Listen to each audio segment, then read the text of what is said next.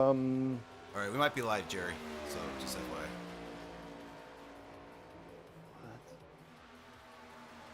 Can't tell. The anthem was playing, and I just pulled it up. We're live then, boys. Welcome everybody to the Charlotte Motor Speedway for the third season of the Monday Night Mayhem Next Gen Cup Series. I'm joined here with Mean Gene as always, and we're gonna have a special guest here tonight with Joseph Volpus. He's also race control, so he'll be popping in and out. But Mean Gene, glad to have you on board here tonight, and we have a huge field tonight. Big show out here as we got qualifying underway here at Charlotte.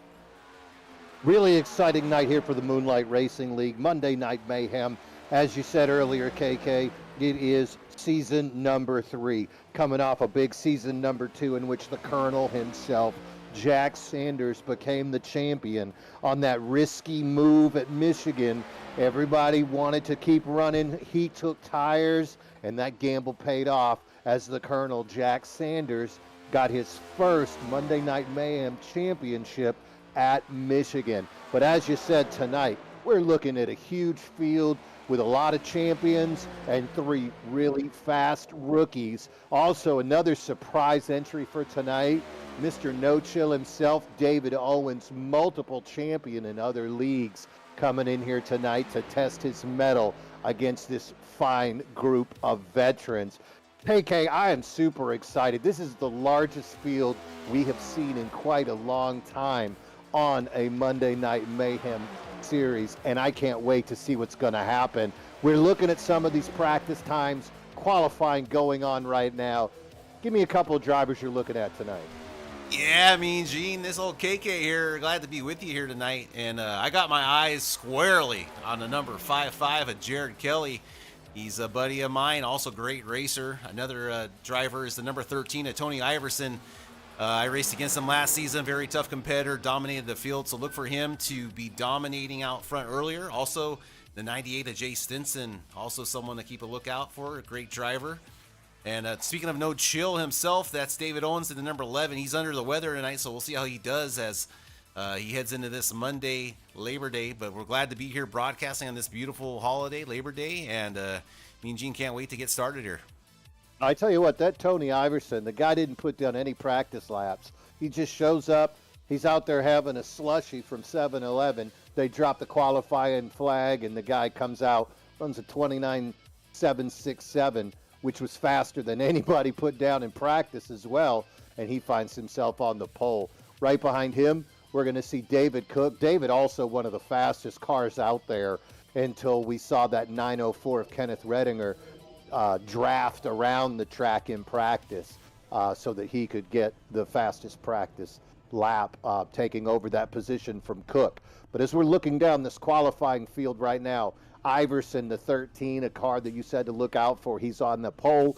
David Cook in the 71, second row, Kenneth Redinger, the rookie 904, and he's got fellow rookie Justin Parham in the 903 by him.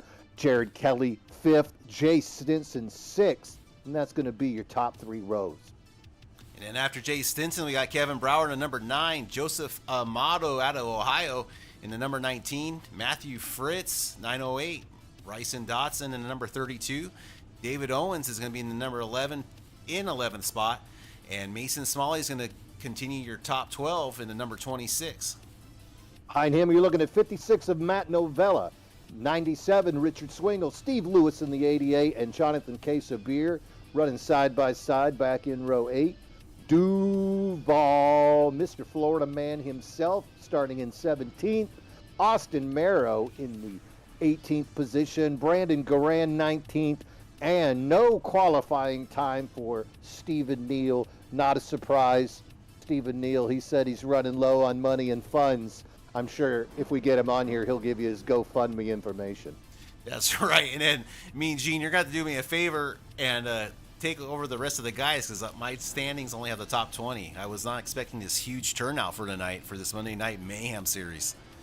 I'll tell you what, this field's just getting bigger and bigger. And hey, for you, the viewer at the house, if this is something you'd like to get involved with yourself, please reach out. You can contact John Beverly. You can contact Joe Volpus. And both of these gentlemen can get you involved in racing here in the Monday Night Mayhem. And these cars are going to start to pull on the track as we see them rolling here at Charlotte Motor Speedway, as the pace car is starting to lead them around as they are starting to see what that track temperature is going to look like. Yeah, I mean, Gene, this is more of a afternoonish race, so conditions are only going to get faster and faster as the night goes on, so that's going to mean a lot more throttle control out of these drivers, being able to take care of those tires here. And we also have a stage break. Can't remember off the top of my head where it's at, but I'm sure Joseph Opus will fill us in on that stage break after he gets done doing his duties on race control as we get ready for this start here as they're heading down the backstretch. Oh yeah, Joe is getting to do all the fun stuff right now, calling out anybody that might have beef with each other from 2 weeks ago, asking people to not go below lines, to draft safely, all the things you're going to ignore once that green flag drops, as long as you can get away with it. There you go. Really expecting an exciting night. Again, this is race 1 of a 10-race regular season for Monday Night Mayhem. If you're thinking about coming in next week, hey, it's win and you're in. So you'll have that chance. I think I see that pace car pulling off, KK. It's almost time. Yeah, that's right, Mean Gene. They're hitting the restart alone, looking for that green flag from the starter, and away they go. Mean Gene headed down the start-finish line. 55, Jared Kelly got a nice push on that 904 as they push hard down the front stretch here at Charlotte, headed into turn number 1. Looks like Tony Iverson is going to get that nice, clean lead. He's still on the bottom. 904 trying to hold pace. Iverson goes up to the top of the track.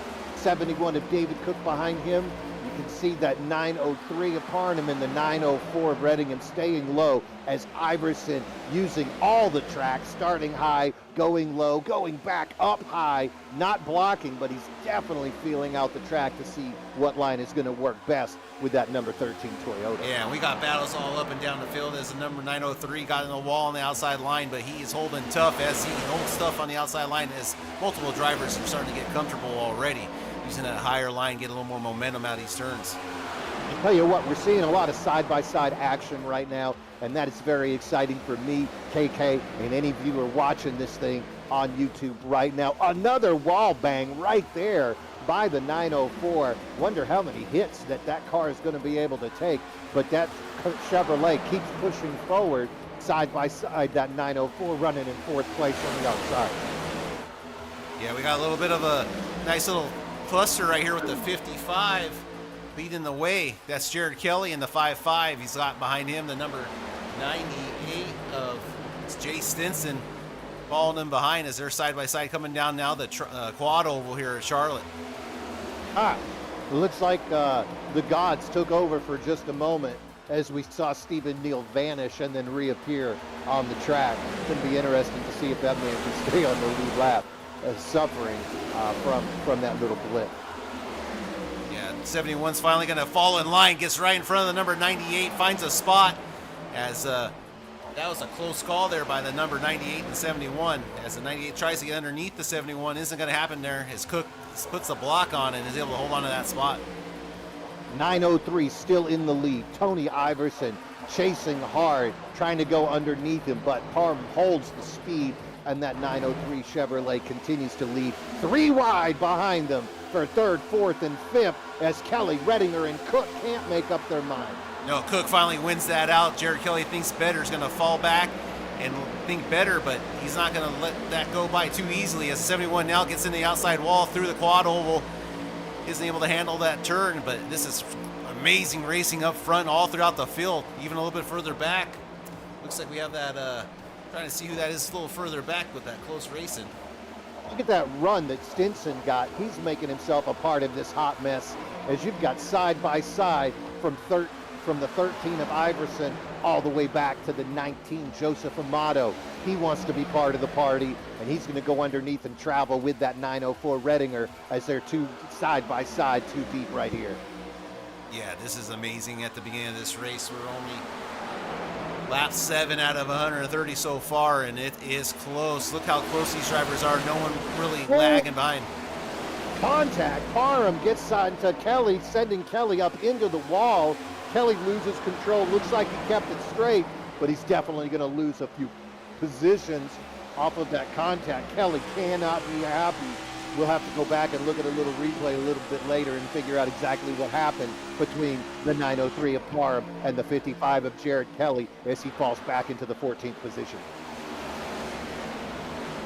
Yeah, great catch there, Mean Gene. That was a beautiful call. As we have more exciting action here at the front of the pack. Let's see if we get a look here.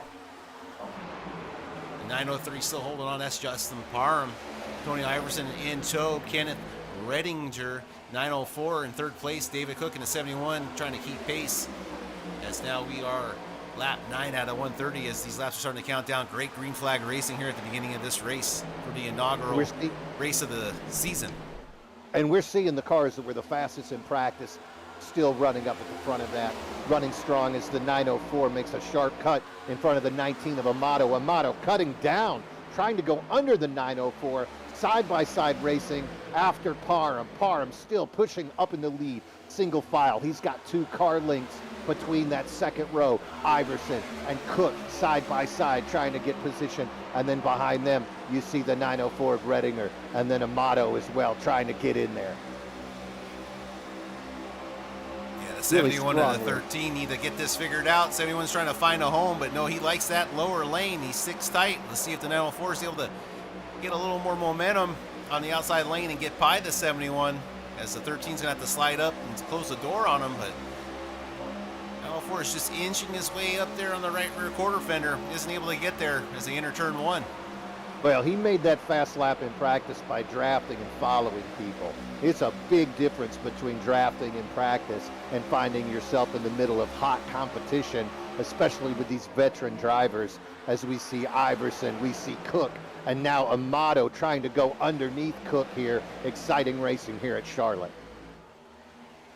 And now the 13, Tony, looking on the inside of the 903 for the lead. Looks like the 903 is going to give him up that spot. No problem. Still racing tight. 98 and the 19 at the moment also. And Iverson is going to take that lead back. Unbelievable racing. 903, 904 underneath the bottom. Contact. Iverson goes high. Makes contact with Cook. Cook bounces. Keeps control of his car, doesn't lose too much of a pace, but he's off that preferred line. He's really high here at Charlotte, and that might let the 903 sneak by him. But wow, look at him go. The 71 of Cook maintains his speed, and he's side by side with Parham in that 903 for second place. Let's go on board with the 904, see what he sees from his hood as he watches the front row view of this battle. He's got a front row ticket to excitement right here as he is watching that side-by-side battle, and Cook still using that outside lane. He comes in fast and he comes out fast. Look at that carry speed as he's trying to get ahead of that 903 of Parham. 904 with a great view of this race right here. Amato going to try to cut under the 904. He had a really good run. We'll see if he can start to draft off that 903. 903 touches the apron, maintains position. 71's got a good run here, cuts underneath the leader of the 13. Let's see what he can make happen. 13 comes down, pinches him tight on the door. Thinks better of pinching, lets him off a little as that 71's going to make the pass and clear for the leader. As your new leader, David Cook's going to come out and lead a lap here at Charlotte. And remember, as far as your points go, you get a point if you lead a lap in the regular season championship standing, and you get a point if you lead the most laps. So for right now, everybody wants a chance at that first lap, and you're going to see these top drivers really dicing, trying to get that ever important 1 point. And then later in the race, after some stages, we might see them back off a little bit. But for now, everybody wants to lead a lap. Everybody wants those points. Looking back further in the field, we got the 908 of Matt Fritz battling out. Joseph Amato still battling out there with the 28 of that's Austin Merrow in the 28. Great competitor from last season, returning this season. Great to see him out there as he's doing a great job in midfield right now in P8. And you can see that Dayglow green car, Jonathan Casabir. He runs in another series with these guys on Wednesday, veteran driver. And hey, look, there's the 55 of Jared Kelly. He was involved in that early incident, made him drop from second place all the way back to 14th. He's powered his way back up into the 11th position. Good run for Jared Kelly to recover from a near disaster early in the race. Yeah, Mean Gene, I'm still so surprised how close this battle is all up and down the field. The 2x2 racing all throughout. It's just something to behold here at Charlotte with these cars running so well into the evening here. Yeah, this track also is going to get nothing but faster. Something that you can just count on as it cools off. 20 cars here tonight, one of the larger fields that we've seen here in race 1 of a 10-race regular season Monday Night Mayhem in these next-gen Cup cars. Exciting side-by-side racing from the front to the back as we see the 71 of David Cook in the lead, Justin Parham in the 903, but underneath, look at that run by Iverson. He wants his spot back, and he's got that Camry on a rail. Yeah, he's really making that inside line work on the 903 as the 71 has that higher line than everyone right now. A couple cars behind for them if they're using a higher line, so lots of different racing lines working right now this early in the race, but maybe... Oh, we got accident further in the backstretch, number 19. Oh, and the 26 sideways getting into it with the 19. That's Mason Smalley. He's into the grass right now in the Exalta Camaro. Unfortunate for him. Let's look a little bit further up. 19 Amato. He's still got that car running. He's down on the apron. I don't see too much damage. So maybe Amato in his Chevrolet is going to avoid it. Yeah, a little bit Mean Gene, we're going back on the replay here. That's going to rewind it for us here a little bit. And it does look like it all started there with the 1926. Oh, maybe in the 908, the Ally Chevrolet car there. Let's take a look at Fritz here. Go on board with him. Take a look.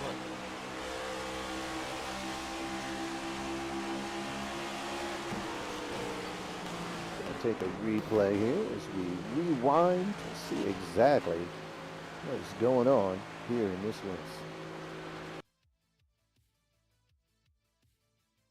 race. Cars slowing down here as they are trailing behind the pit car out right here at Charlotte.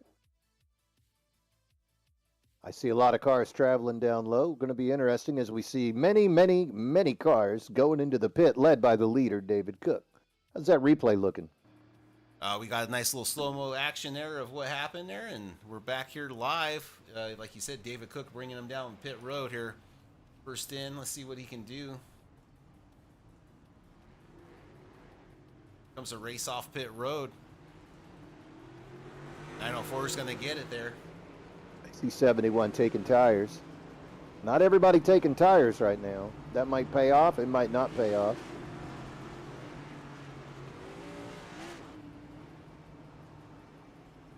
Looks like Cook's going to come out in the 8th position.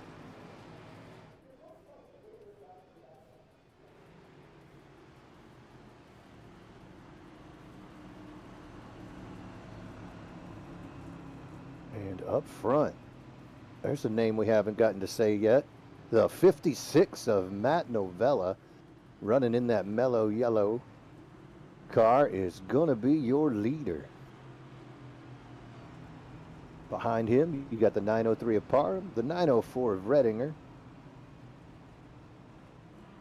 Interesting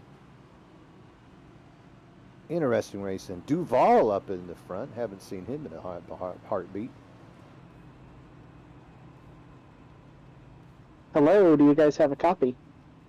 Joe Vulpes, how we doing down there, Joe? Joe Vulpes is also the Season 1 champion of Monday Night Mayhem. Not running tonight. He is race control. Good to have you up here with us, Joe. You got some insight on what we just saw go down? Yeah, so a few quick things here. I know you guys are asking about a stage break or not. So the only thing that happens is that at halfway, the leader will get a bonus point. There are no stage breaks, so no cautions for stages, just a bonus point at halfway. And the new rule for this season for MRL Monday Mayhem is that if you cause a caution, an ELO will be handed out, which will be by yours truly as race control. So watching that back there, it looked like the 26 just got a little low coming off 2 and got into the 19, causing the first caution of the night. And for those of you who don't know, EOL means end of line. So that means you are heading to the back. As a part-time racer myself, I am quite familiar with receiving the EOL penalty.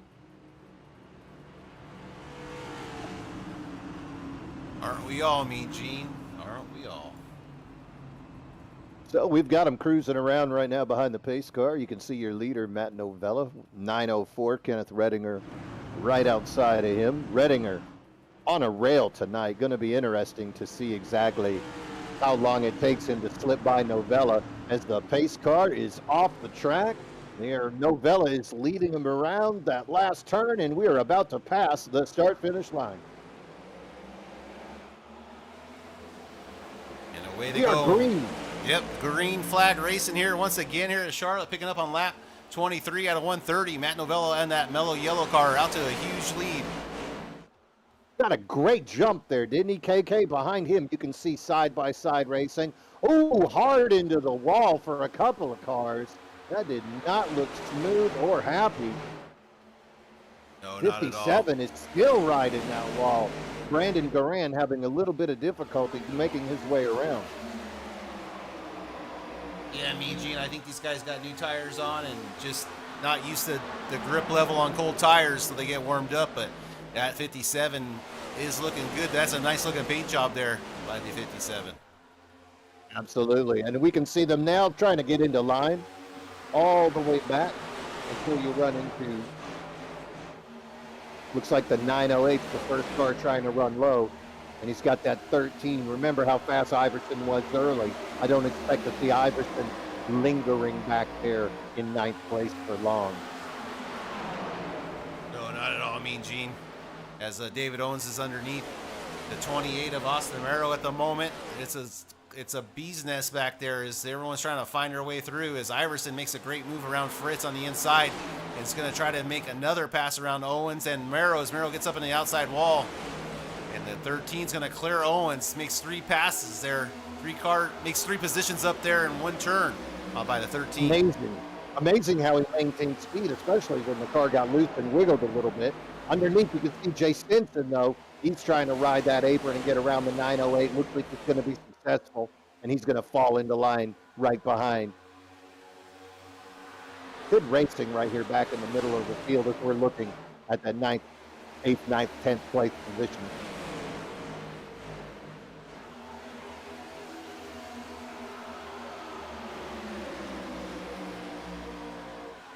Mean Gene, do you remember what Joe said about the stage break? I totally forgot. It was great. No stage. Oh, and look at the 32 of Bobby Dodson. Got a little tight. He saved it. Yeah, great wow. save. Great save by him there.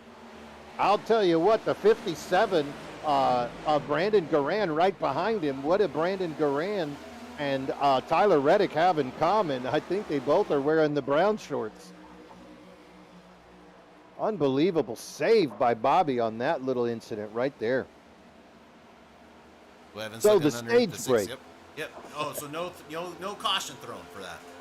That's right. There will be no caution, but at the halfway point of the race, whoever is in the lead will get an additional point. So that is some nice way to keep it going. Kind of a call out, paying homage to the old Winston Cup rules. No stage break, but you still want to reward somebody for their hard efforts as they might be passing, leading at the half. Again, so you get a point if you're leading the lap. You get a point if you lead the most laps. You get a point at the stage break. Super exciting, encouraging the leaders especially to push their cars. We'll see if that influences anybody on tires and or gas strategy. Taking a look at the leader at the moment, that's David Cook in the 71, out to a huge lead over the rest of the field. Looks like he's got a second and a half and gaining more time over the rest of the field here. But here comes Tony Iverson in P2 leading that pack back to Cook. I think he ran into the problem of getting by Matt Novella. Novella did not have one of the faster cars in qualifying nor in practice, and so getting by him was a little bit of an episode for people. Novella was actually one of the slowest cars in practice, the slowest that did practice, and he ran a 30 in qualifying. So Novella took advantage of that pit opportunity to get back up into the front. We saw the race leader get by him quickly Cook, but then it took Iverson a little bit longer, and that's given Cook that opportunity to push out that 1.7 second lead. Okay, Stinson now also getting by Matt Novella. As we see Novella starting to slowly fade back in the pack. Kenneth Redinger, Justin Parham, those two fast rookies, they are going to chase down that 56 of Novella next. Question is, when's Novella going to come in for those tires, and exactly how far can he push that 56 Chevrolet? Yeah, great insight there, Mean Gene, as racing continues to be outstanding up and down the field. Really good shot right there. So we're looking at the 904 and the 903 charging hard to run down the 56 of Novella. Here we are at Charlotte. David Cook, your leader. Tony Iverson, Jay Stinson trying to chase him down. And we're looking a little bit farther back in the pack, and you can see these cars running single file, trying to put down some hot laps. These tires, for those drivers that did take 4 freshies, they got to be dialed in right now, and the car's not going to get any faster than it is at this moment. Now is the time. Get by your opponent. Get by the other driver. Find that fresh air. Run that preferred line, or find that partner and push him hard and see if you can start to close that gap. Because right now, that lead for Cook, 2.2 seconds. The man is just running away. Is he checking out? I don't know, but it's time for somebody to check in and make it a race. Looking good to 71 of Cook, running strong. Again, that man was the fastest with an unassisted lap in practice. Not a surprise at all to see him up front leading here at Charlotte. Yeah, I mean, Gene, he's definitely dominating now as he's grown that lead now to almost 2.5 seconds over the rest of the field. But Jay Stinson and Tony Iverson aren't any slouches, so we'll just keep an eye and see if he might be using his stuff up too much right now, or if it's something that the back cars can keep up. But even them, the second and third place cars have a great lead over Matt Novella right now, and that gap's 2 seconds behind the next pack. So lots of different strategies and strengths of these drivers starting to show up right now. Well, I think what they should do, watching the 56 in action, they should just send him down to Texas. Look, he's like a wall, and there's nobody getting through. The question is, can Stinson and Iverson team up? Iverson running fast in practice, in qualifying. Stinson, he was not one of your faster drivers. He was running 9-10, almost pushing that 30 mark. So I don't know if Stinson is actually the guy to be leading it. It might be smarter to him to let Iverson sneak on by, Stinson fall in and try to push and see if they can close that gap. Stinson right now, he's still sticking around that 2.199, 2.2 mark. He's trying all the lines. You can see him right there. He got a little bit high, trying to run a different line. It might behoove him to get on the radio and see what happens if he could let Iverson go by him and start trying to draft. Remember, there's no stage break. So that lead of David Cook is just going to keep on cooking until they can figure out how to chase him down. That lead now pushed to 2.3 seconds. That's a great half a lap by David Cook. Yeah, and further back in the pack, we got the 904 of, let's see, 904, sorry about that. That's Redinger. That's our rookie. He's quicker than Hiccup. Yeah, that's right. He's racing around David Owens and Austin in 32. Yeah, Dotson that lost control a little bit earlier, doing great. Got that car back in control and held on to it as he now clears David Owens and is in fifth place, P5 for Dotson. Great job there by the 32 to recover. I tell you what, KK, I'm surprised to see Dotson recover that quickly. I mean, that car was tight. Not the kind of tight that comes from new tires, but the kind of tight that comes from a setup issue. But you're right. He has seemed to gain control of that thing, and he has got that back on a rail as these drivers are trying to chase down and get by that 56 of Matt Novella as he continues to be the wall that wears down your tires, and then you fade away, and Novella just consistently holding that fourth position. The 32 of Bobby, though, right on his tail, wanting to get by. As you can see, the 32 cut down. Let's see how long it takes him to get by Novella and if he's still got the tires to do it. Really strong racing here by Bobby Dotson after that early incident. and it looks like he's going to get by. Novella taps the wall, and that is going to let Bobby Dodson just sneak on by quickly. And if you look behind, there's no chill. David Owens going to sneak right down behind Novella.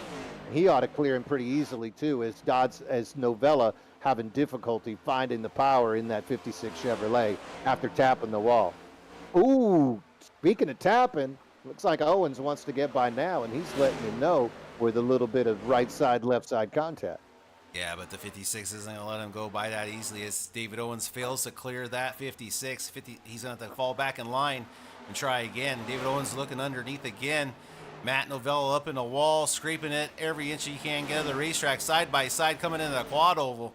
Looks like David Owens got the run, but here comes the Novella back as they're even at the start-finish line heading into turn 1. These two need to figure this thing out quickly, because look at Dodson, and he's got a 1.2 second lead over these two cars messing around back here. Hey, you want to race for 5th place? That's real nice, but guess what? The leaders are pulling away, and you two guys are just going to have everybody else getting drawn in like you're fishing up in the Gulf of Mexico, pulling in a bass. Speaking of the leaders, Mean Gene, the 13 of Iverson, and his buddy in tow there, that's the 98 of Jay Stinson. They're starting to catch up to old David Cook there. That lead now dropped to over a second and a half, so they've already cut off a half a second. So maybe there's more strategy to what they're doing here, these two cars, as they start to reel in David Cook of the 71. This is exactly what we needed to see happen to close that gap. Iverson much quicker in qualifying, and Stinson gets behind him, and he's not fading away. He's trying to stay with that 13 of Tony Iverson. He knows Iverson's got a quick car. He doesn't need to try to pass him. Just get on his tail. Get sucked along, get dragged along, because the longer that you can stay with Iverson, the farther away those cars behind you are going to get, is they've got an almost 5-second lead over the 32 of Bobby Dodson back in 4th place. After that, it's another second and a half to Owens, who barely got by Novella.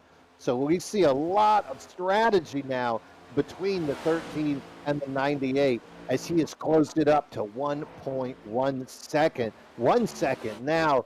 Tony Iverson on a rail, and if you smell what he's cooking, he's smelling the 71 of Cook.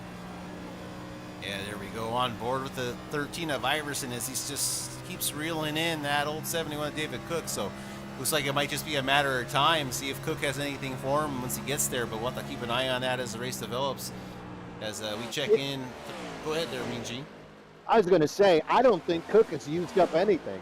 I think Cook got by Novella on that restart and then just cruised around the track waiting for somebody to come challenge him. Meanwhile, Iverson, Stinson, they danced for just a little bit. Not sure how much. I'm sure Tony in the 13 Camaro has cooled off his tires, so he's running smooth at this point. He's pulled away from Stinson. He's on his own, but it's a half a second now behind as he is just drawn right up on our leader. These two boys are going to have a heck of a run as we're going to be swinging around waiting to see when they're going to come back into pit. And remember that 56 of Novella back in 6th, he didn't pit. He's going to have to come in sooner for tires and gas. Great catch there, Mean Gene, on some of the strategy going on within the race. Well, I'm a fan, KK. I love watching this stuff. And right now, I'm loving watching Tony Iverson as he's trying to get up underneath Tony Cook. Can't get that run, falls right back behind him. Almost reminds me of Kyle Busch trying to chase down a certain somebody yesterday, except Iverson's got a whole lot more laps to work with. Yeah, it looks like Iverson might... Oh, 71 gets a little loose up at the top exit of turn 4, and here comes Iverson on the inside. What a run as they come across that start-finish line coming into turn 1. Iverson is on a rail as he's riding that apron, and I think he's going to have the speed as he takes the lead over the 71 of David Cook. And we've got a new leader who's led before, but he's back in the lead. That is the 13 of Tony Iverson. Yeah, well done by Iverson, and Jay Stinson's not far behind, staying right there with that pack, but these top 3 have looks like over a 5-second lead over the rest of the pack. Bryson Dotson there in the 32 we spoke of earlier, recovering from that little incident. He now made it up to P4. But a lot of these drivers had a lot to work with. But P7 on back is where a lot of the action is happening. That started with Justin Parham in the 903, and he's battling out right now with Jack Savall in the 84, the 904 of Kenneth. Yeah, Redinger, he was running really fast earlier after that pit stop. And I think a lot of these cars, the issue that they ran into was the 56 of Matt Novella. That man was wider than an 18-wheeler dragging a trailer down the highway. Nobody could get by him, and we saw many a car get up, try to make a pass, and lose the position. Get behind him, try to make a pass, wear out your tires. So I think we're seeing right now this beautiful race between Parham, Duval, and Redinger is three cars wondering how much tire they got left after they couldn't get through the southern border known as Matt Novella. Well said there. Well said there. Oh, we got a pit stop there by Matt Novella that we were just speaking of. Here he comes down pit lane. He had to, KK. He was riding that thing as long as he could. And bravo. He didn't lose a lot of positions. He stayed up in the front. And now it's going to be a matter of when do these rotations come around. If I knew math, maybe I could do some for you. But unless it's got dollar signs in front of it, I couldn't give you the answer. Unless it has dollars, it don't make sense. Very, very well said there, Mean Gene. I couldn't have said it any better. As now the 84, it looks like the. What is that? Oh, Parham 903. Love that paint job by him. That Raptor gold paint job. Parham still leading that group. That Jack Savall in tow. As we check in on. He's a strong car to lead. He is. He's a strong car to lead that group right there. You got four cars all running with speed. Parham, Duval, Redinger. And hey, how about that 908? That's a car we haven't really mentioned before. Matthew Fritz, he's trying to come in and make an appearance and catch on to that draft. He's running right behind the 904 of Redinger. And that's somebody we might see a little bit later in the race. He's been pretty fortunate to avoid those early on incidents. And so he's still working with a brand new car. Ooh, look at that switch right there as we see David Owens trying to run down Bobby Dodson. David Owens with a late registration for today's race. He's trying to make up a 5-second gap behind Bobby Dodson, and there's nobody around David to work with as he's just trying to run that 11 around the track, see what he can do with it. A little further back in the pack, we got here Steve Lewis in the 88, Kevin Broward in the 9, and Mason Smalley running back here at P12, 13, and 14th. But this is a close battle we have at the moment. And they're doing real well working together as Matt Novella on fresh tires is coming up from behind. Really good to see Steve Lewis running strong. Lewis was stuck in the back of the field. I saw him in 20th for a little bit. But now as we see this field start to elongate, Lewis can actually put his skills to use. Lewis, a veteran driver, he's won championships in other series. And so that's somebody that if he can avoid the wrecks, I think we could see him at the end fighting for that top 10 position. Just to update the viewers, too, we had Joseph Amato in the 19, Matt Novello 56, both one lap down. Stephen Neal in the 45, going to be 2 laps down, along with Austin Merrow and Richard Swingle. And looks like Jared Kelly had to bring it back behind the garage there as he's 34 laps down at this moment. So looks like he has retired that number 55. That's really unfortunate for Jared. Jared is definitely a top 10 driver any night of the week that he's on the track. And unfortunate to see him once again. I think that's the second time I've seen him victimized in a couple of different series over the last week. Jared Kelly, a strong driver, but a victim of unfortunate circumstances this evening, knocking him out of the race early.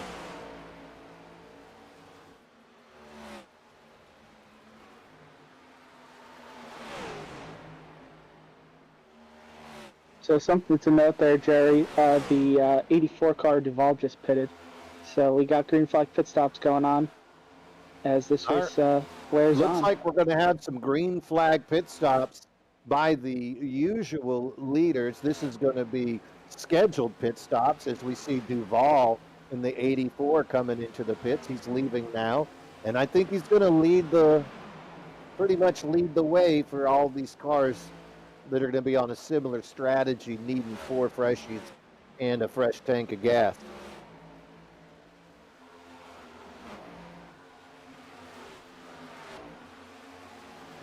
See these guys running strong as we see Cook trying to make his way about this track. Jerry, we got some more pit stops. Being race control, I got my ear on the pulse of the race. The 26 car is going to be pitting this time around. And there he comes down pit road now. Looks like a few Very others came with him too. having David Joe Owens. Ropas out here. Got David Owens, Matthew Fritz. They're on pit road as well. They're going to take some service here. 6 cars coming down this time, according to the communication on the radio. Going to be really interesting to see how this pans out, these green flag pit stops. Myself personally, I've been known to lose 5 to 25 seconds of position on the track on a green flag pit stop because of my skills at coming in and out of the pits. So that's going to be something for us to monitor as we see who's able to traverse this obstacle and who's able to turn it into an opportunity to make up some track position. And you know what I'm going to tell you, Jerry? Cook.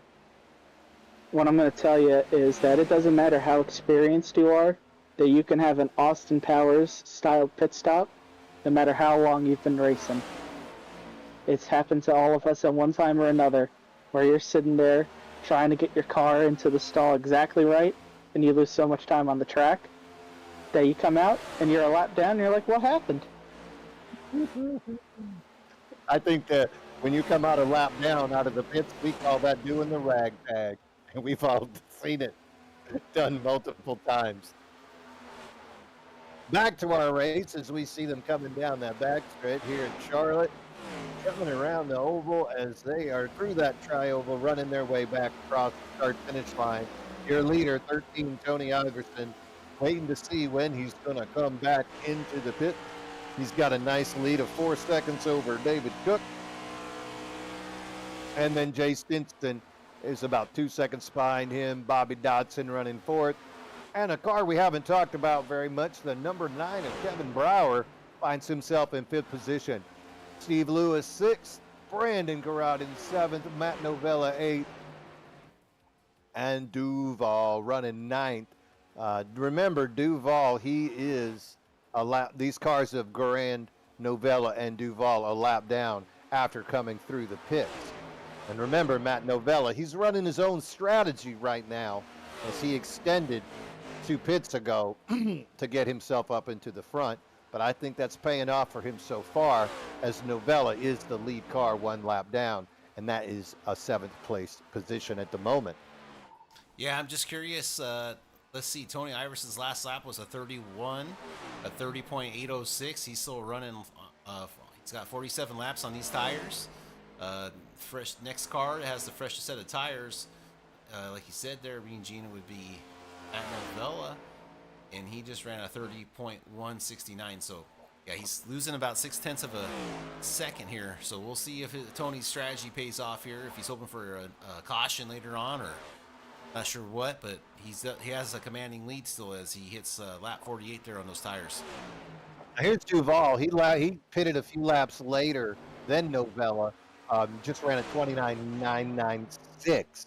So Duval running a hot lap. He was the first car that is on the normal strategy.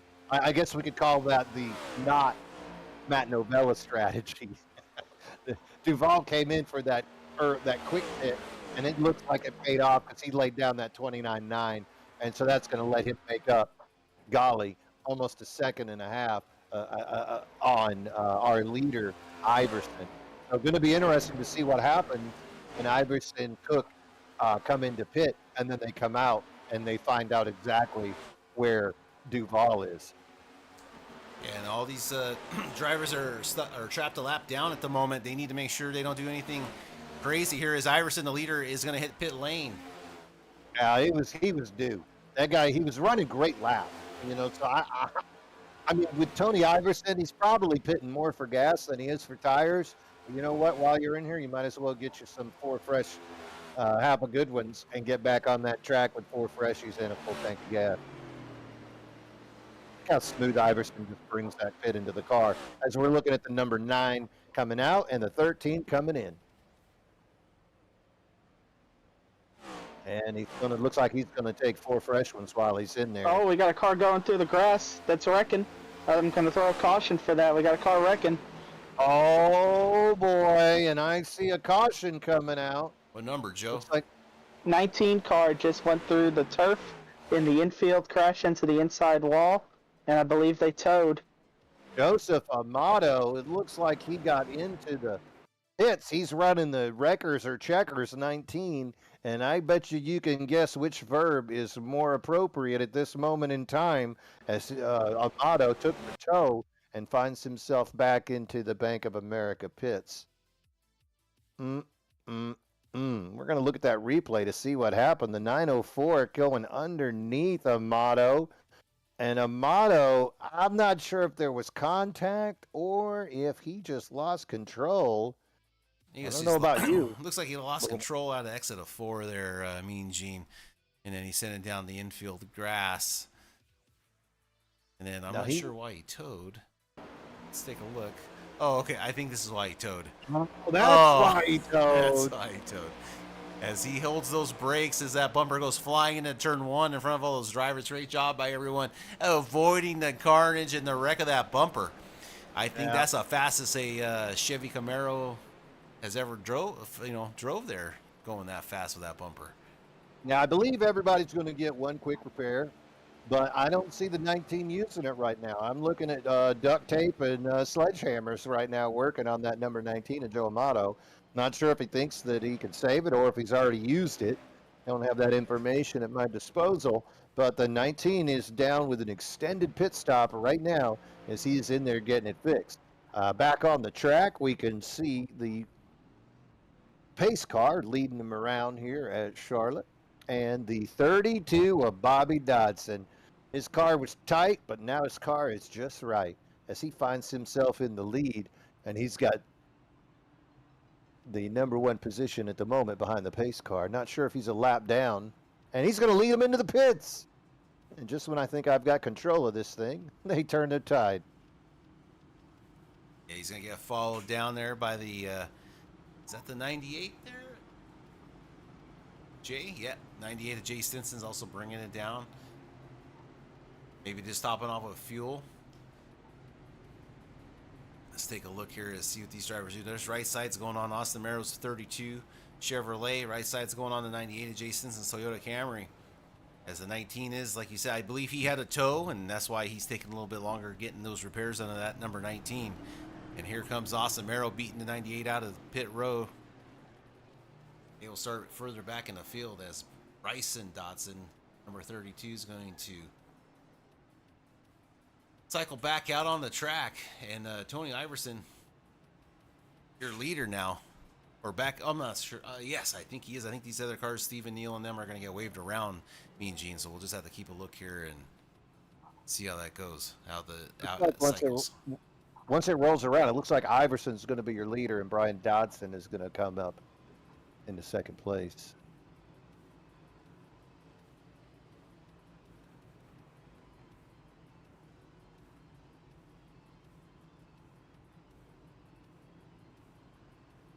And race control is slowly doling out rewards and punishments as we see many of these cars starting to get into position.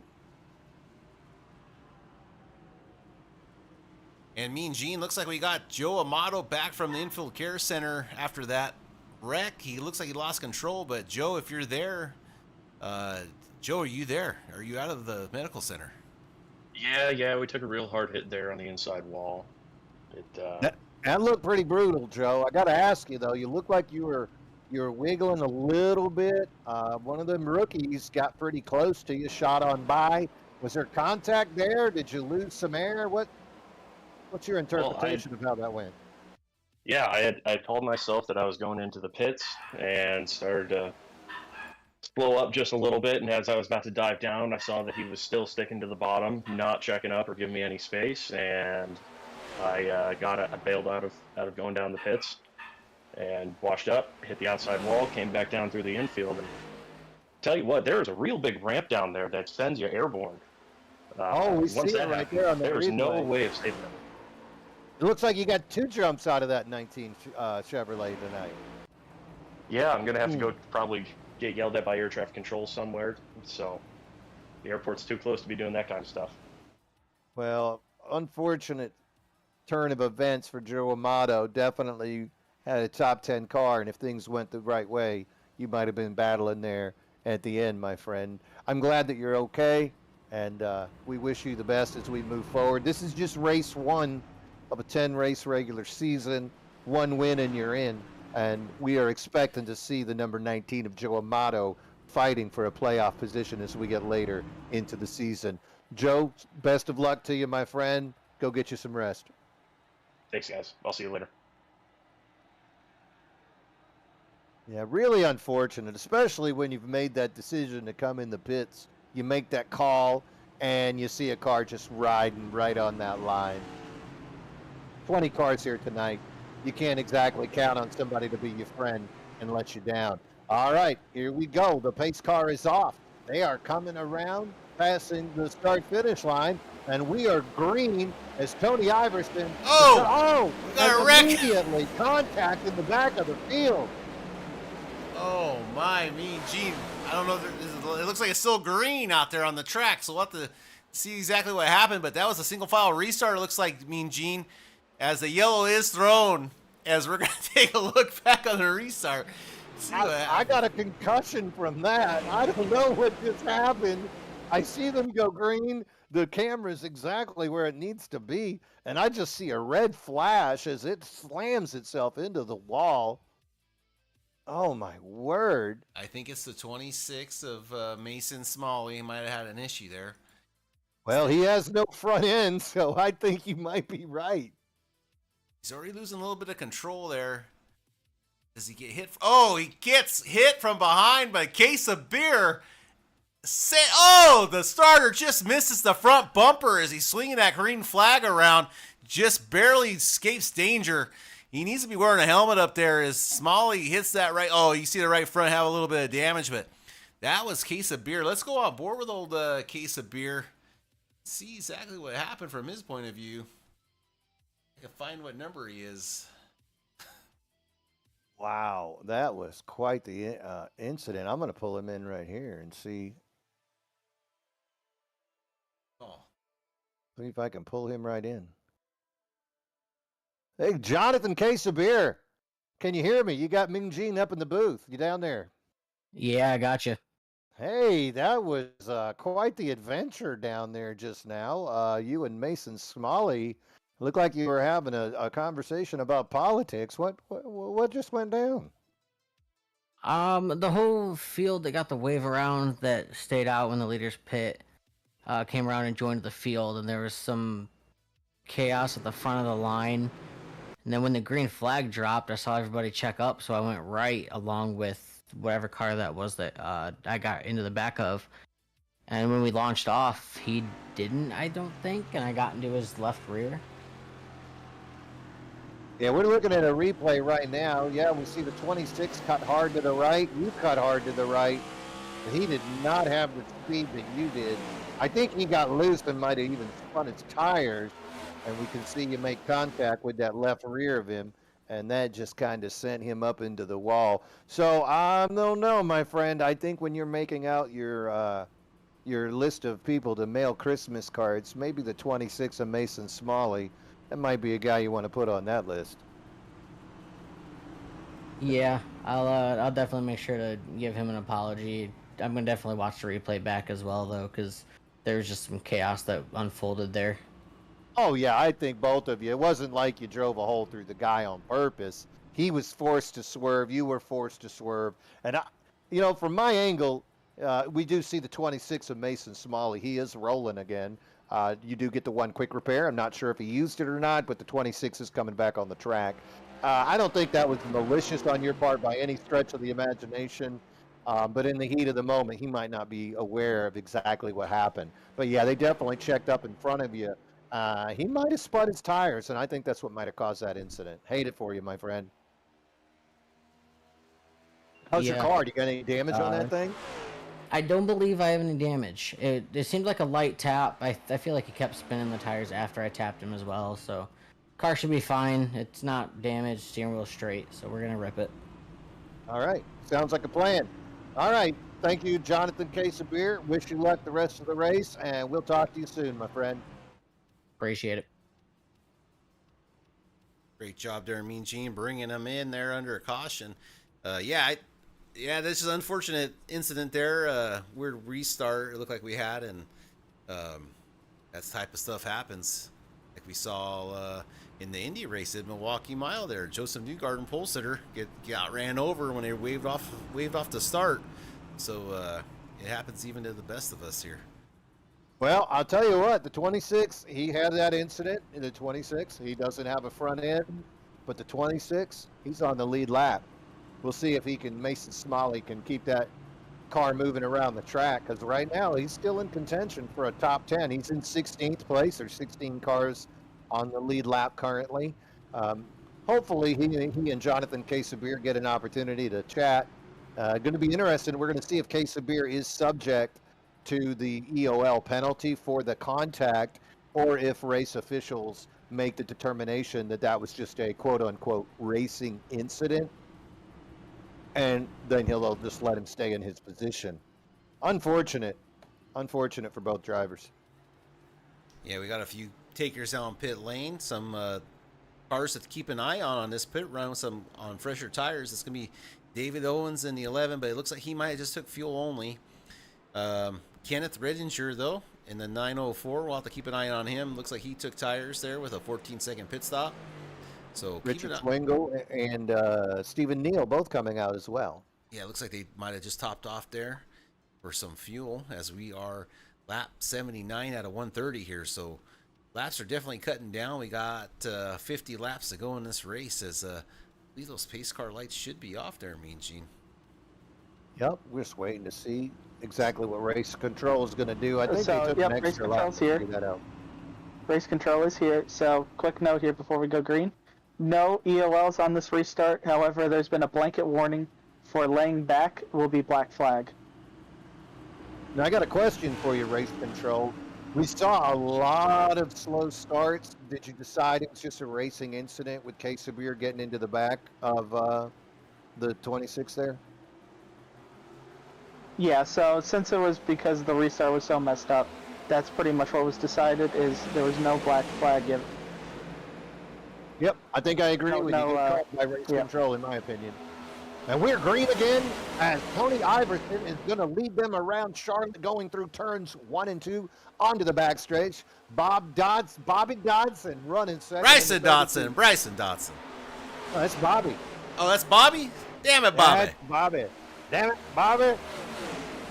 Hey, they're 3 wide back here. Oh, yeah, 56, Matt Novella and David Owens. 56. KK, every time my blood pressure goes up, it's the 56 he's involved. That's going to be a guy to keep an eye on. Yes, and sir. Not just for winning the race, but just to be part of all of the action. That's right, Mean Gene. And then also, like I mentioned there, let's keep an eye on the 904, Kenneth. See what he can do on those fresher tires. So keep your eye on that mellow yellow car, the all black car. Still looking for a sponsor. Doing the old BJ McLeod number as he enters a trial of almost 3 wide there as he thinks better. Well, the 904 avoiding Brandon Garand right there as he goes 3 wide with Jonathan Case of Beer on the outside. Case of Beer involved in that incident earlier with Mason Smalley. You know he doesn't want to be, the 6 into the wall. Yep. As we see the 904 run right on by him, and ahead of them, 57 of Brandon Garand trying to hold his position. A lot of contact. Look at Duvall. Oh, down yeah. there running into Austin Merrow. That's right. Austin Merrill's not going to look kindly on that. Either is Jack Savall, so we'll have to keep an eye on that battle, as those 2 drivers are known for aggression and repaying favors. You know, something that you've got to keep in mind about the 85 of Duvall, the guy's from Florida, okay? That So says when it you all. Start off a conversation with Florida man, he's the guy. He's the exact guy that you're talking about when you say Florida man. So before you start talking and bumping, that's the guy. And it looks like there's sparks coming out of that Matt Novella's car, as he might be having internet issues or engine trouble, as we got a couple blinkers here up mid-pack. You know, not a surprise. I've seen a little bit of blinking out of the 57. I've seen a little bit of blinking out of the 56. Usually it stabilizes. But I'll tell you what, MRL officials will be on top of that. And if you blink too much, Joe Volpus will send you right to the back of the field until that thing clears up. Yeah, I got Matt Novella hitting triple-digit blinks on my screen here. He's over 100, as Steve Lewis might be in triple digits also. So we need to make sure we stay away from those cars.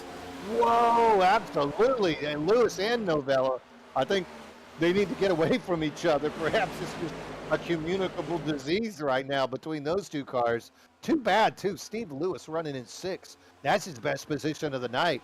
Don't want to see him blink out because of internet issues.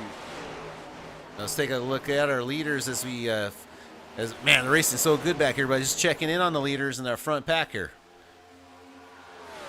And we're back up. We're looking at Iverson leading the group. Bobby Dodson chasing back behind him. 2 wide, you see Owens and Parham side by side. Jay Stinson. So all 5 of these guys, people that we've seen leading laps. Not surprised. Actually, Owens, I don't think Owens has led a lap, but the other 4 have all found themselves in the front.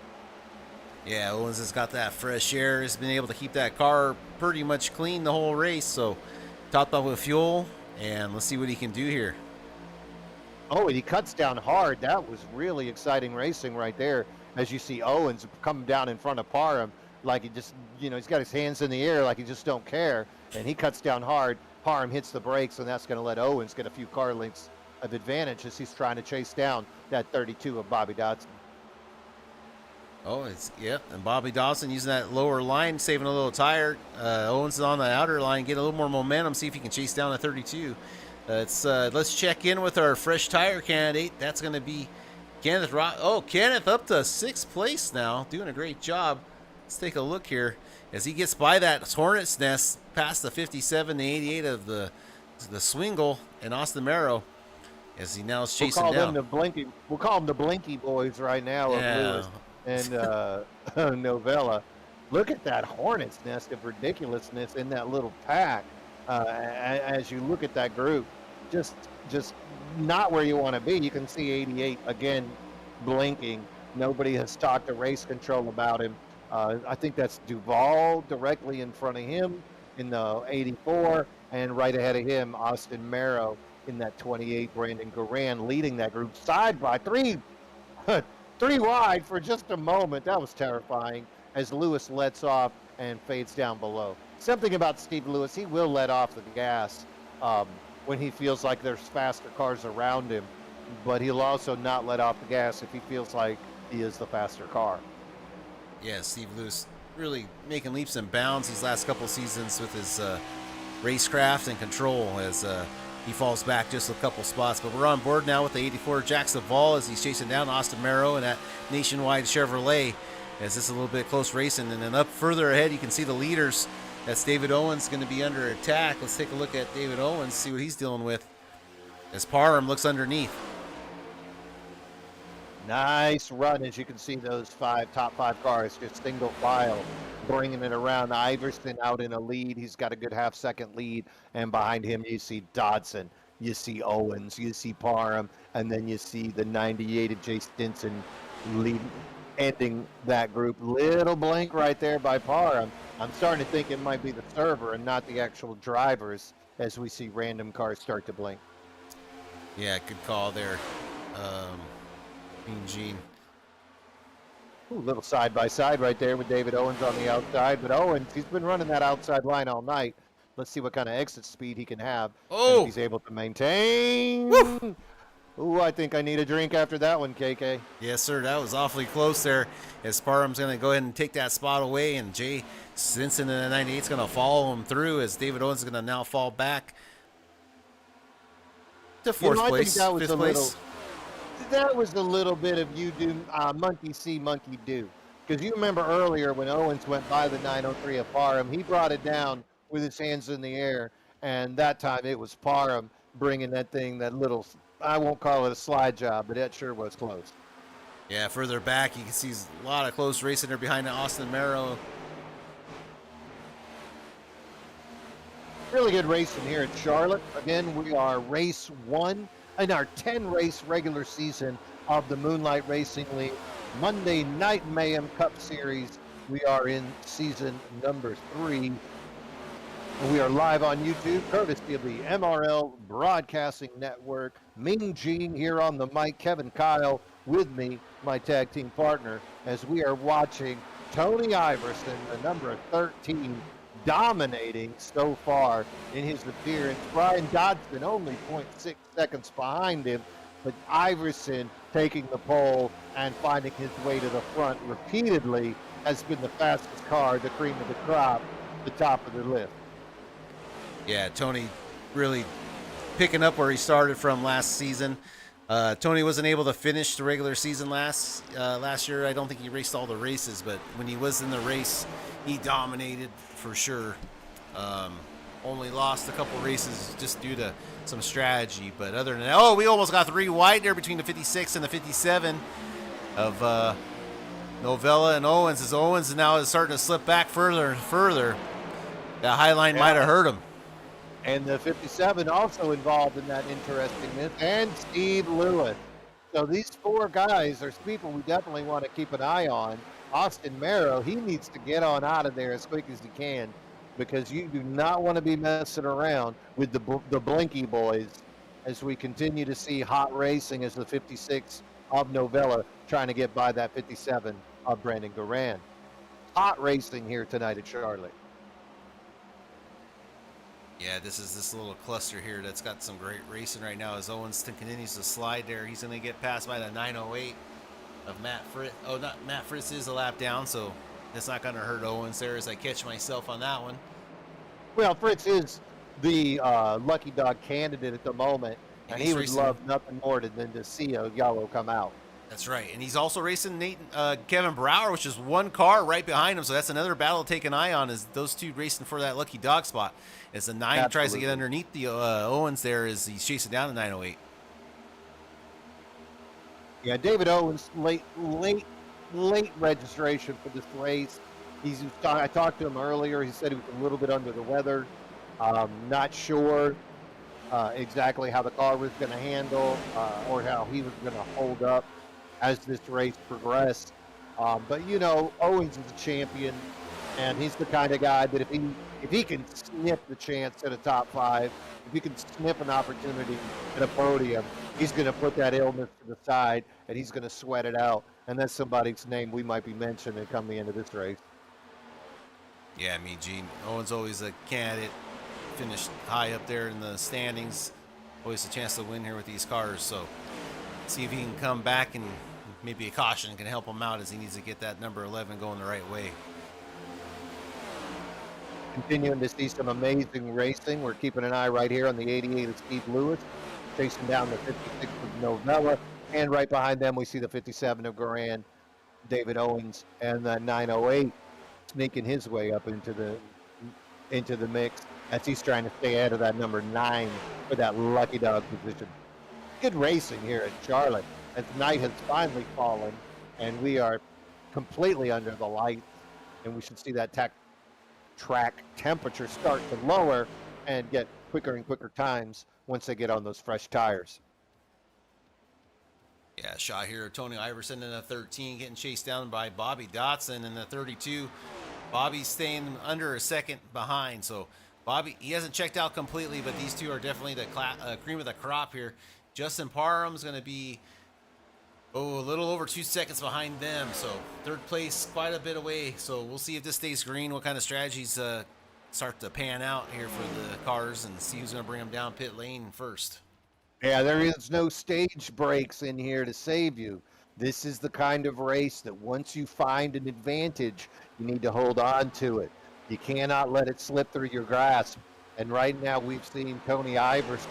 You know, he fell behind. He had a full 4 seconds he was trying to make up. And he used a partner of Jay Stinson to push him up. And once he got Bobby Dodson, we see Iverson now pushing that lead up to a full second. And I think it's going to take something magic. It's going to need to take a couple of people teaming up to make that move to catch back up to the 13 of Iverson. And right now, Bobby Dodson, he's by himself. He's got no partners. You look way back, you see Justin Parham in that 903. And behind them, you got people dicing for position. They're trying to win the race but they're not winning. They're trying to take fourth, fifth, sixth. It's okay for the points, but if you want that win and in opportunity, the man you're looking at, that number 13 of Tony Iverson. As we see the 50 slow, they are so tight, KK. I think something puckered, and it's not because I'm drinking lemonade.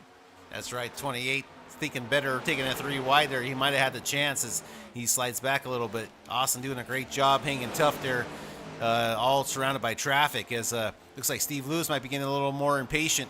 Looks as he tries to find a way through this mess, but the 9 holding tight on the 908, trying to get that lucky dog spot. He's right behind him. That's the LA Chevrolet.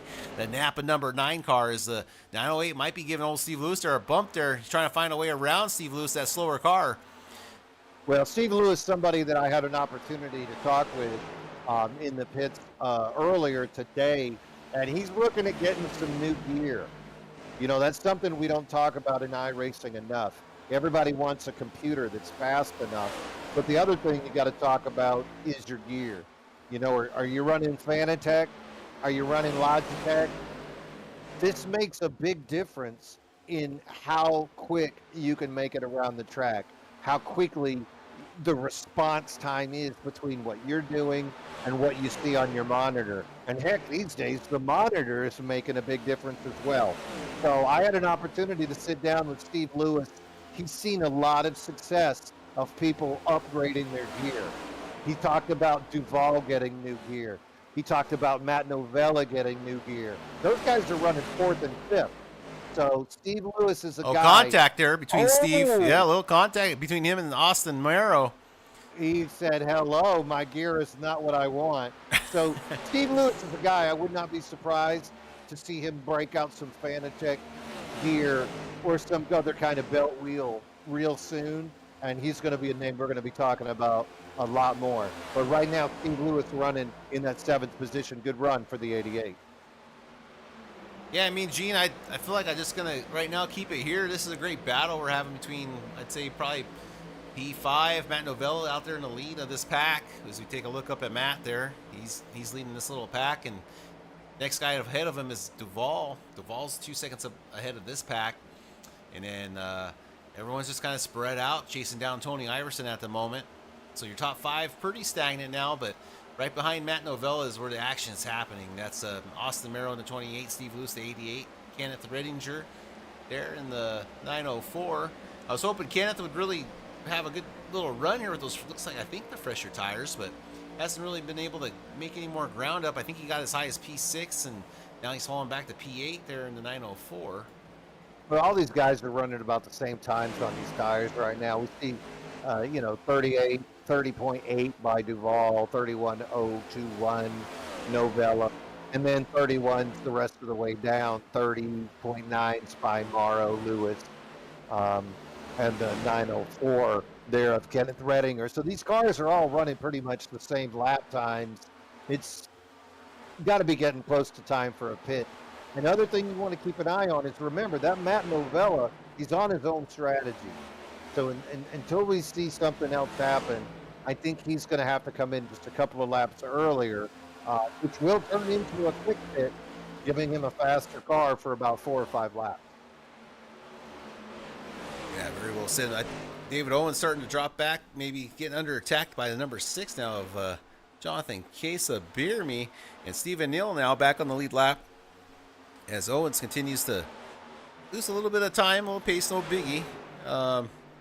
And then David Cook, though, we talked about him. He was leading a lot during the earlier. He's back right now, mired in P14. Lost a little bit of pace here. He's got 41 laps on those tires, though, so definitely looking ready for those tires. So we should be having pit stops pretty soon as we check back in with our leader, Tony Iverson.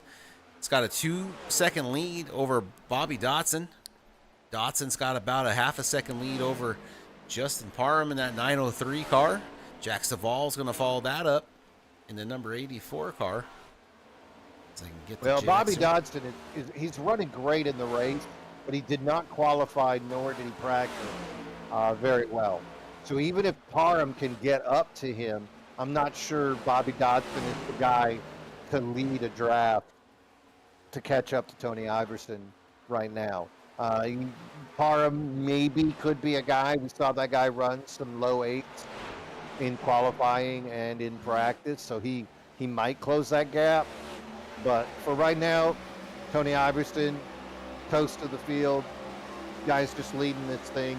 Going to be interesting to see because remember, when you come into the pit, I mean that's a zero net gain all the way up to 15, 20, 25 seconds on the track. So you might overshoot your pit, you might speed, especially under a green flag opportunity. That's when you're paying attention to what's happening with these drivers as far as their position on the track. Really good racing as we look back. I love where the camera is right now. We're just seeing 5, 6, 7 cars really fighting it out as they're trying to figure out 6th through 10th place. Yeah, it's really exciting racing. Yeah, I mean, Gene, they've been fighting all night long. These cars, they got each other's car numbers memorized and know each other's license plate pretty well. They've been around each other all night long as Austin Merrill continues the battle with Matt Novella. Also, another thing, Mean Gene, maybe some guys that are running a lot slower, maybe they're saving fuel. Maybe they think they can make. I don't think they can make. I don't think anyone can make it, but maybe they can. Some of these guys further. No, I don't think there's no way. There's 14 laps left, and everyone's close to 40 laps here on fuel. Oh, we got a low car, Mason. Wiggle. Oh, and he's into the wall. I was about to point out the 26 because he and the 908 of Matthew Fritz were battling for that lucky dog, the second place in that lucky dog, trying to chase down Jonathan Quesabir. Great name, by the way. Reminds me of every friend you ever wanted in high school getting a case of beer. But looking back, Smiley wiggling again, and he finds himself back in the pits. Yeah, it's hopefully unfortunate this for is Mason. just him getting.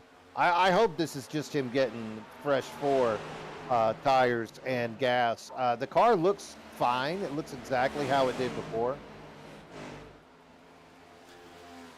Yeah, these drivers back here, all four right in a line and trying to catch up to 904 there.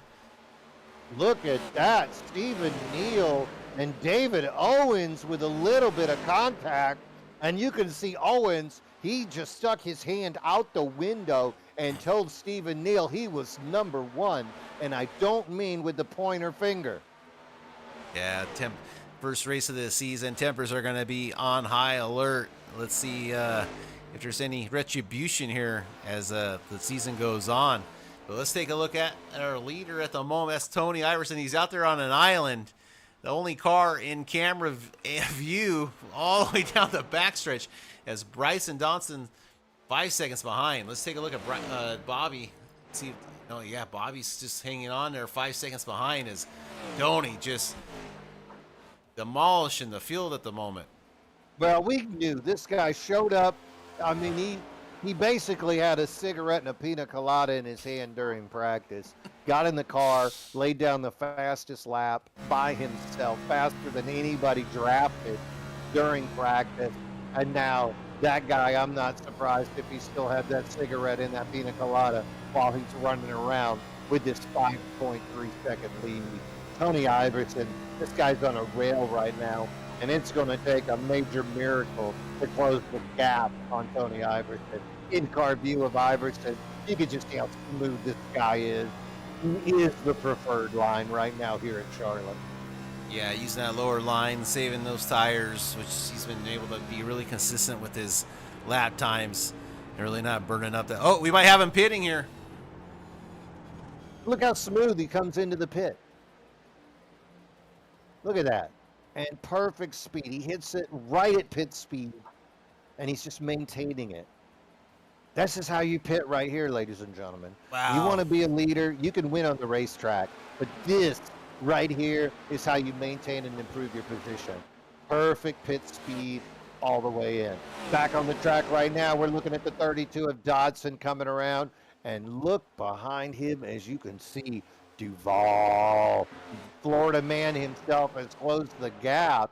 As you can see 1, 2, and then Novella running behind them. Just a little bit behind, 1.5 seconds.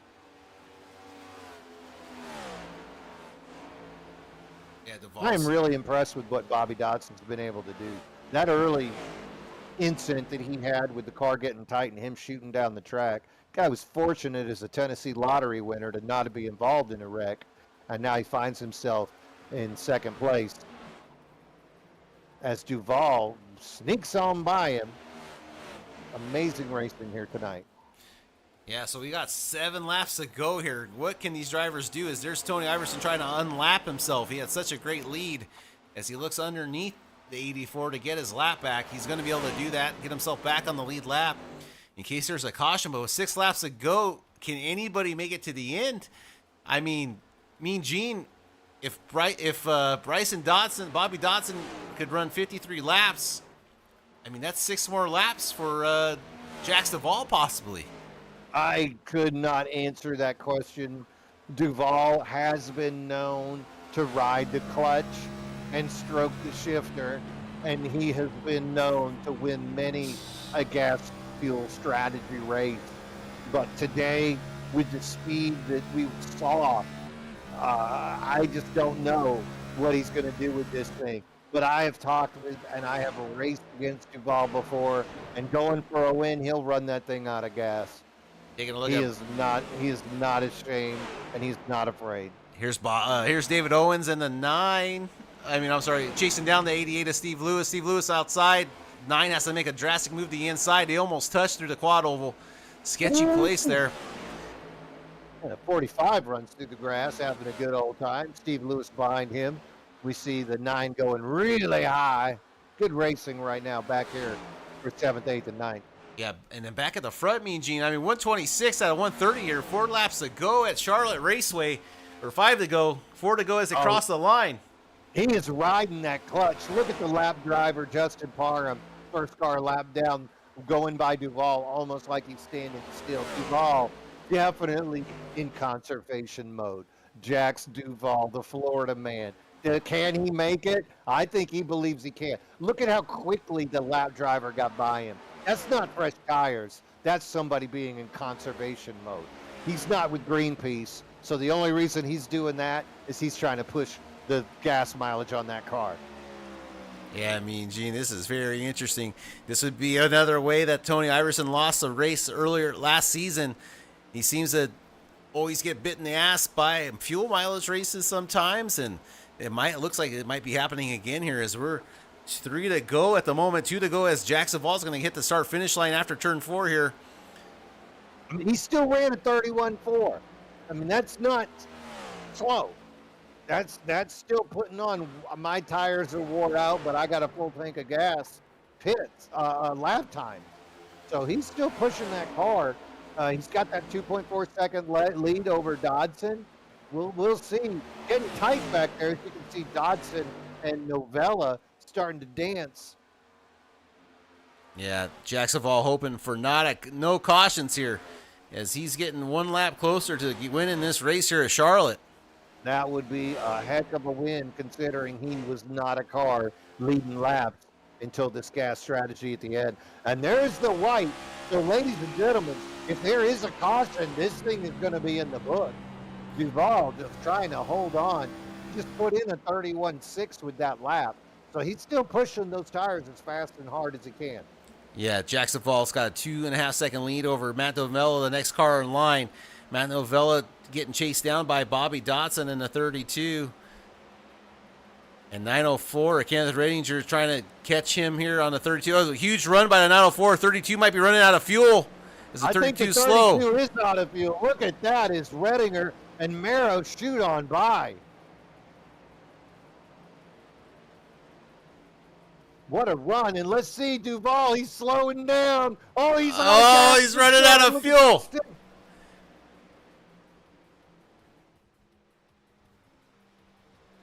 What's going to happen? I'm about to come out of my pants watching this thing. Or is the race over? Are we off by a lap? He's on the bottom. He's out of gas. And Jax Duvall, unbelievable. Slowly, ever so slowly. No, that wasn't the end. That had to be the damn. We were off a lap. I think we were off a lap. Oh shit! Unbelievable. Oh, maybe I shouldn't have said anything. We could have just pretended. But that's a great job by either Jax. I'm sure he'll come in here and let us know what happened, or Joseph can get in here and let us know if we're off there by a lap. But yeah. So the 32 car ran out of fuel coming to the checkered. I don't know how you were announcing. I was watching the race very intently, making sure nothing happened to throw out a yellow there at the end. So I'm not sure what was going on over here. I heard some commotion, some pandemonium going on in the booth.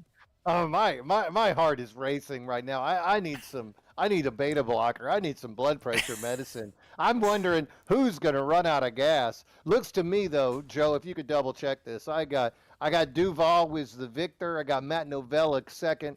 Rookie Kenneth Redinger is third. That's your podium. Austin Merrow fourth and Jay Stinson fifth. That's going to be your top five. That is correct. I tell you what, that whole finish was just amazing. Wondering who's going to run out of gas. Watching Tony Iverson, the cream of the crop, the top of the list. This guy dominated all night, has to pit, comes in 10th. Wow. Amazing how that works out. Let's see if we can pull in a couple of people to talk to. Number one that I really want to talk to. Oh, and he just got off. I wanted to bring in Tony himself and get his opinion about what happened. He jumped.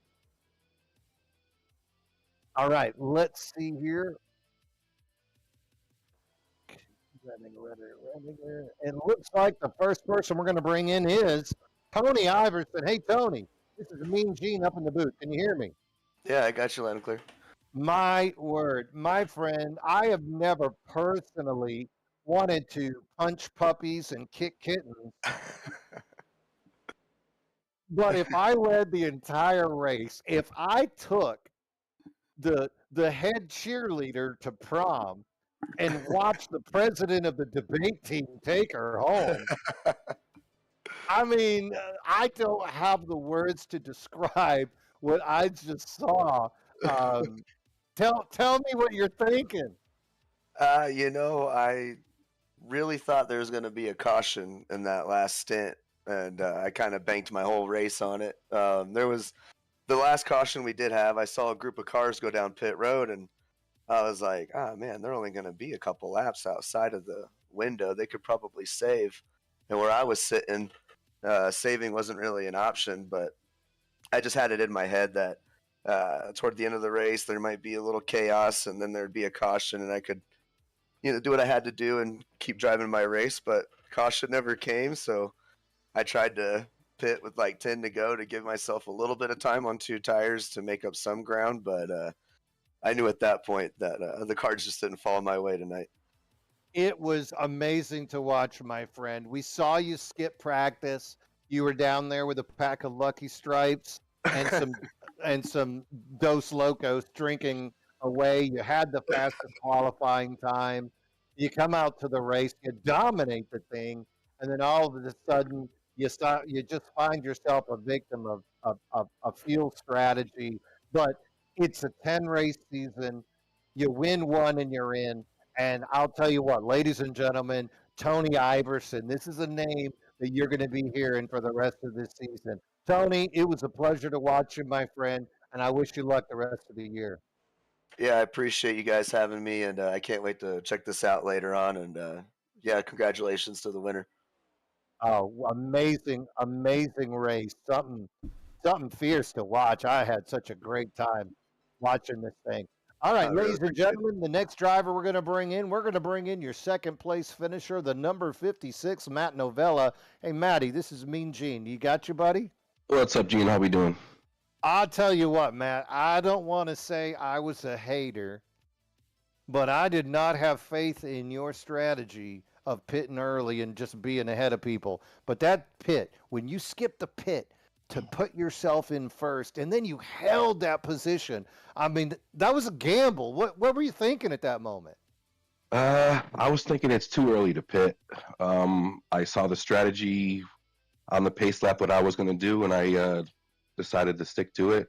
I saw everybody dive off. I was like, you know what? Track position is going to rule. Most people are going to probably just take fuel, some tires, but track position is going to be king. So that's what I was going for, was track position.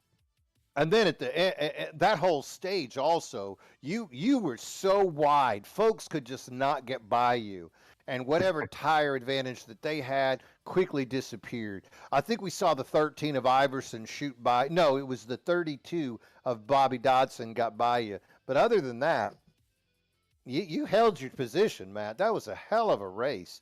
Super exciting. You were also in some of the tightest racing I saw. For a while, you were back there fighting for 5th through 9th, some of that 2 and 3 wide racing. Yeah, there's a couple 3 wide racing back there. It was good. What'd you take away from that? I mean, who's your friend, and who did you have some suspicions about? Well, everything was going good. I mean, 3 wide racing, we came out clean. I mean, what more can you ask for with this great racing? So, yeah, I mean, everything looked good. Take away from Matt, a great season. I got to tell you, once again, you know, I'm not going to say I was being a hater, but I had my doubts, and you, my friend, you proved everything I said to be wrong, coming through with a strong second place finish. Congratulations, Matt Novella, in that 56. Thank you, Jerry. And now, ladies and gentlemen, the time has come. The moment is here. We are going to talk to your race champion. That's right. Florida man himself, the number 84, Jax Duvall. Do I got you? Oh, yeah. Man, oh, man, oh, man. Talk about making chicken salad out of chicken poop. How did you do it? What were you and your crew chief talking about? How did that happen? We were playing the tower game and took a chance, topped it off. Wasn't going to lose many spots. Hoping for a no caution, and usually they come out. It's just great that the fuel game played. I knew I can get 50 laps running it normal, so there was no saving. We got the perfect laps, the perfect fuel. Piece of cake. Yeah, your lap times, you were still running low 31 4s, 31 5s. You were still one of the fastest lap times of the top 5 drivers at the end of that race. So we knew you weren't saving gas. It was just a matter of, will he run out? We didn't have that info of exactly what you had in that thing. But man, Joey Logano's got nothing on you, my friend. You ran that thing strong, never slowed down, and powered that 84 car to that victory. You also had some tight incidents, though. We saw some 3-wide racing that you were involved with. We just talked to Matt Novella about that. What did you take away from some of that tight 3-wide racing? Fun. A lot of guys held their line. Great racing out there. I love to see it. Want to see more of it. And hope we can keep it going. But you got to take advantage of those fresh tires. So spots are key here. How about Charlotte tonight? I mean, we saw you run high. We saw you run low. Did you have a preferred line? Or on that last fuel run, did you feel like you had your car dialed in regardless of which line you were on? You just kind of knew.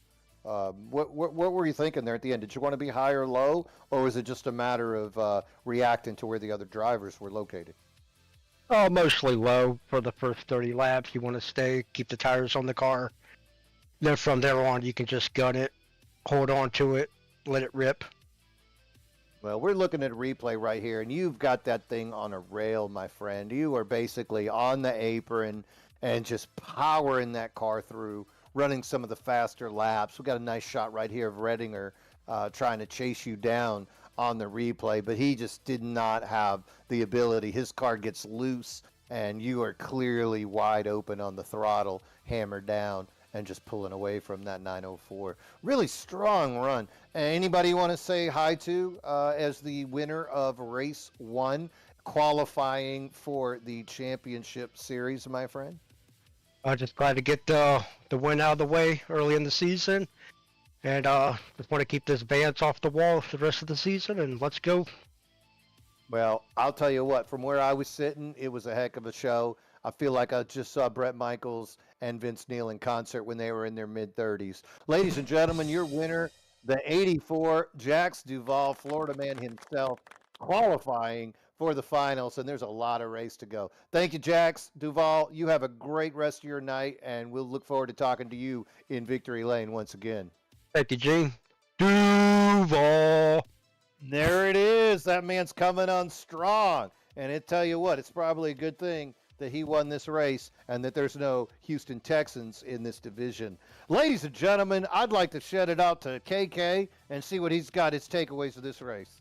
I mean, Gene, it was a great race, man. I was really surprised how tight the racing was, like you mentioned, and man, a couple cautions here and there, but really green flag racing for the most part. So really impressed by a lot of these drivers, and I know we have a lot of the drivers in here real quick. So anybody in here got anything to say or any more observations of the race real quick? You guys go ahead and let me know before we get out of here.